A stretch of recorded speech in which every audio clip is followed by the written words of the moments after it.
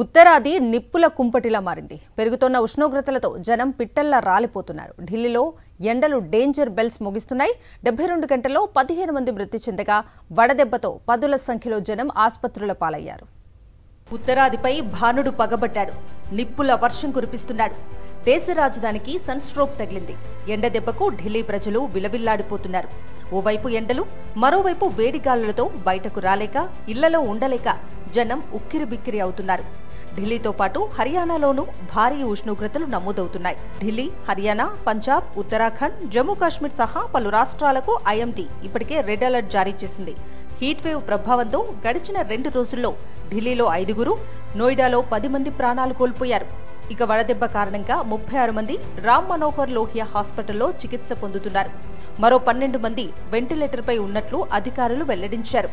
వడగాల్పులు, వడదెబ్బ ప్రభావానికి లోనైన కేసులతో ఢిల్లీ ఆసుపత్రులు నిండిపోతున్నాయి. గత నెల రోజులుగా ఢిల్లీ వేడి సెగలు కక్కుతోంది. కనీస ఉష్ణోగ్రతలు 35 డిగ్రీలకు పైనే నమోదవుతున్నాయి. గరిష్ట ఉష్ణోగ్రతలు 45 డిగ్రీలు దాటిపోవడంతో రాజధాని ప్రజలు అల్లాడిపోతున్నారు. ఏసీలు కూడా పనిచేయని పరిస్థితి నెలకొంది. ఓవైపు నీళ్ల కొరత, కరెంటు కోతలు, మరోవైపు దారుణమైన వడగాల్పులు ఢిల్లీలో సామాన్యుడి జీవితాన్ని అస్తవ్యస్తంగా మార్చేశాయి. రాజధాని ఢిల్లీలో గరిష్ట ఉష్ణోగ్రత 45 డిగ్రీలుగా నమోదైంది. జూన్ నెల సగటు కంటే ఇది 6 డిగ్రీలు అధికమని ఐఎండీ చెబుతోంది. అయితే ఉష్ణోగ్రత 45 డిగ్రీలే అయినప్పటికీ 50 డిగ్రీల వేడి వాతావరణం ఉంటుందని అధికారులు చెబుతున్నారు. ఈ వారమంతా ఇదే పరిస్థితి కొనసాగుతుంది అంటున్నారు అధికారులు. ప్రజలు అప్రమత్తంగా ఉండాలని, బయటకు వెళ్లేటప్పుడు తగిన జాగ్రత్తలు పాటించాలని సూచిస్తున్నారు. ఎండలు, ఉక్కపోత కారణంగా 24 గంటల్లో బీహార్లో 22 మంది చనిపోయారు. ఇక ప్రయాగ్రాజ్లో రికార్డు స్థాయిలో 47.7 డిగ్రీల ఉష్ణోగ్రత నమోదైంది.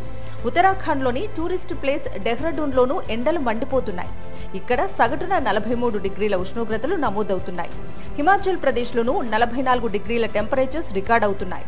అరేబియా సముద్రం మీదుగా వచ్చే చల్లటి గాలులు ఆలస్యం అవడంతో మైదాన ప్రాంతాల్లో వేడి తీవ్రత కొనసాగుతోందని ఐఎండీ అధికారులు చెబుతున్నారు.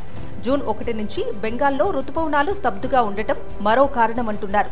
రుతుపవనాలు ఈ ప్రాంతాలను కవర్ చేయనంత కాలం ఉత్తరాదిలో వేడిగాలులు కొనసాగుతాయని ఐఎండీ అధికారులు చెబుతున్నారు.